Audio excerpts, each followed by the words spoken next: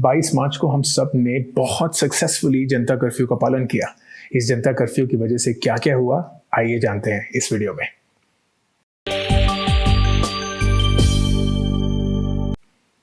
इससे पहले कि इस जनता कर्फ्यू की वजह से क्या क्या हुआ, ये जानना जरूरी है कि इस जनता कर्फ्यू की वजह से क्या क्या नहीं हुआ।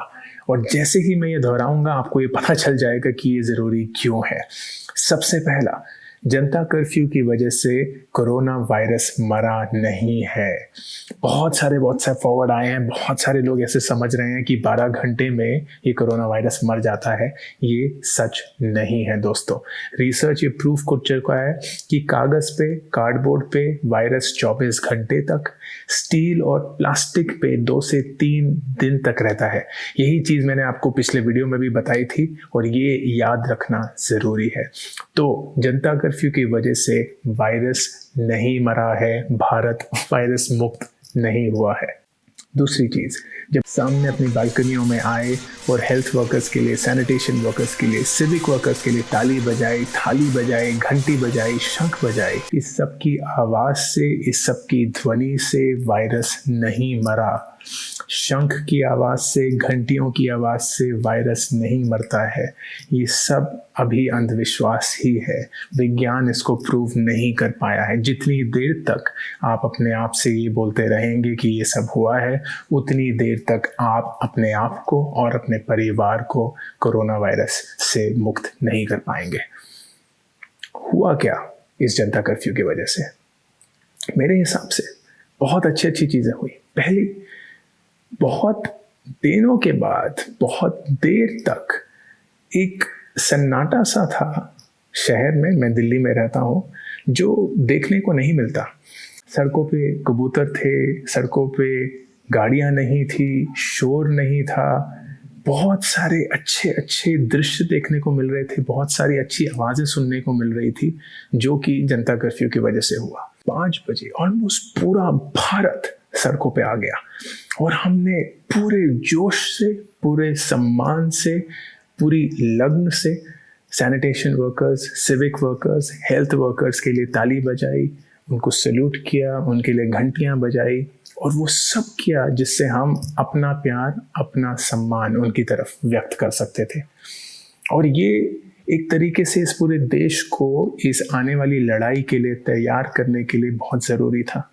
पहली बार मुझे अपने पड़ोसियों का चेहरा देखने को दिखा। लेकिन 5 बजे ये भी हुआ, ये भी हुआ और ये भी हुआ और ये भी हुआ और ये भी हुआ। हम क्या कर रहे हैं? हम अपने आप से ये क्या कर रहे हैं? प्लीज़ अपने आप को ये बोलना बंद करिए कि कोरोना वायरस इस जनता कर्फ्यू की वजह से मर चुका है और इस देश को इस वायरस से, इस बीमारी से मुक्ति मिल चुकी है। ये गलत है। अभी जो आने वाला वक्त है दोस्तों, वो और कठिन होने वाला है। जनता कर्फ्यू का सिर्फ एक ही मकसद था कि आने वाले कठिन दिनों के लिए हमारे को मेंटली प्रिपेयर करे, हमारे को मेंटली ट्रेन करे, क्योंकि आने वाला वक्त ऐसा नहीं होगा जैसे हमने पहले कभी भी देखा है। प्लीज़ अपने घरों में ही रहिए, दूसरे लोगों को अपने घर में मत बुलाइए। अगर आपके घर में बुजुर्ग लोग हैं, उनको बाहर मत जाने दीजिए। ज़रूरी चीज़ें थोक में खरीद के मत रखिए। इस देश में ज़रूरी चीज़ों की कमी नहीं है। प्रधानमंत्री मोदी ने भी अपने भाषण में यही कहा था।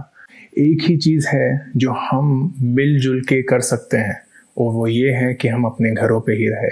हम कोरोना वायरस के इलाज की, वैक्सीन की जितनी देर तक वेट कर पाएंगे और वो होगा कब होगा, उस पे हम निर्भर नहीं रह सकते। अभी सिर्फ एक ही चीज़ मुमकिन है और वो है कोरोना वायरस की ग्रोथ को स्लो करना, और वो होता है सोशल डिस्टेंसिंग से।